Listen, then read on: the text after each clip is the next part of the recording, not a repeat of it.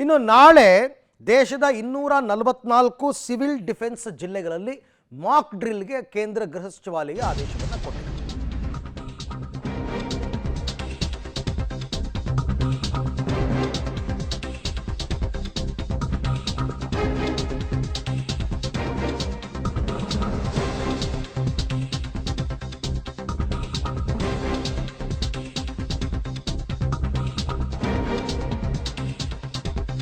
ಪಹಲ್ಗಾಮ್ ಪ್ರತೀಕಾರ ತೀರಿಸಿಕೊಳ್ಳೋದಕ್ಕೆ ಭಾರತ ಸರ್ವಸನ್ನದ್ಧವಾಗಿದೆ.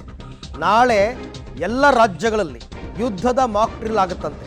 ಎಲ್ಲ ರಾಜ್ಯಗಳ ಒಟ್ಟು 244 ಸಿವಿಲ್ ಡಿಫೆನ್ಸ್ ಜಿಲ್ಲೆಗಳು ಅಂತ ಐಡೆಂಟಿಫೈ ಮಾಡಿರ್ತಾರಲ್ಲ, ಸಿವಿಲ್ ಡಿಫೆನ್ಸ್ ಜಿಲ್ಲೆಗಳು ಅಂತಂದ್ಬಿಟ್ಟು, ನಾಗರಿಕ ರಕ್ಷಣೆಯ ಜಿಲ್ಲೆಗಳು ಅಂತಂದ್ಬಿಟ್ಟು ಅಲ್ಲಿ ಮಾಕ್ ಡ್ರಿಲ್ ಆಗುತ್ತೆ. ಎಲ್ಲ ಮುಖ್ಯ ಕಾರ್ಯದರ್ಶಿಗಳಿಗೆ ಕೇಂದ್ರ ಗೃಹ ಸಚಿವಾಲಯ ಈಗ ಪತ್ರವನ್ನು ಬರೆದಿದೆ.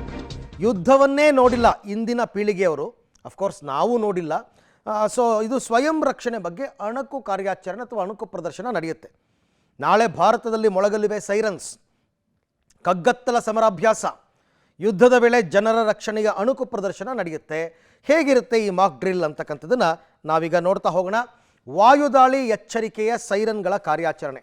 ಅಕಸ್ಮಾತ್ ಪಾಕಿಸ್ತಾನ ವಾಯುದಾಳಿ ಮಾಡ್ತಾ ಇದೆ ಅಂದರೆ ಈ ಸೈರನ್ ಮಾಡಿ ಎಚ್ಚರಿಸ್ತಾರೆ. ಪ್ರತಿಕೂಲ ದಾಳಿ ವೇಳೆ ನಾವು ಹೇಗೆ ನಮ್ಮನ್ನು ನಾವು ರಕ್ಷಣೆ ಮಾಡ್ಕೋಬೇಕು. ಈಗ ಬೆಂಗಳೂರಿನಲ್ಲೆಲ್ಲ ಬಂಕರ್ಗಳಿಲ್ಲ ನಮ್ಮ ರಾಜ್ಯದಲ್ಲಿ, ಇದ್ದರೆ ಸೈರನ್ ಆದ ತಕ್ಷಣ ಬಂಕರ್ಗೆ ಹೋಗಿ ಕೂತ್ಕೋಬೇಕು ಅವರು.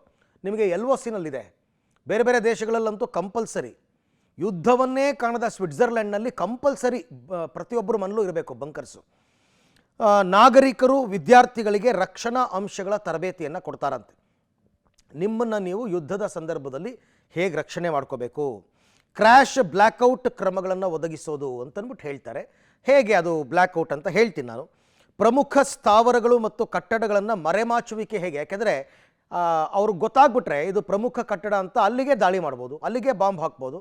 ಅದನ್ನು ಮರೆಮಾಚುವಿಕೆ ಹೇಗೆ, ಸ್ಥಳಾಂತರಿಸುವ ಯೋಜನೆ, ಯಾವುದಾದ್ರೂ ವಸ್ತುಗಳನ್ನು ಸ್ಥಳಾಂತರ ಮಾಡ್ಬೋದಾ, ಇಂಪಾರ್ಟೆಂಟ್ ವಸ್ತುಗಳನ್ನು, ಅದರ ಪೂರ್ವಾಭ್ಯಾಸಕ್ಕೆ ಕೂಡ ಈಗ ಸೂಚನೆಯನ್ನು ಕೊಟ್ಟಿದ್ದಾರೆ.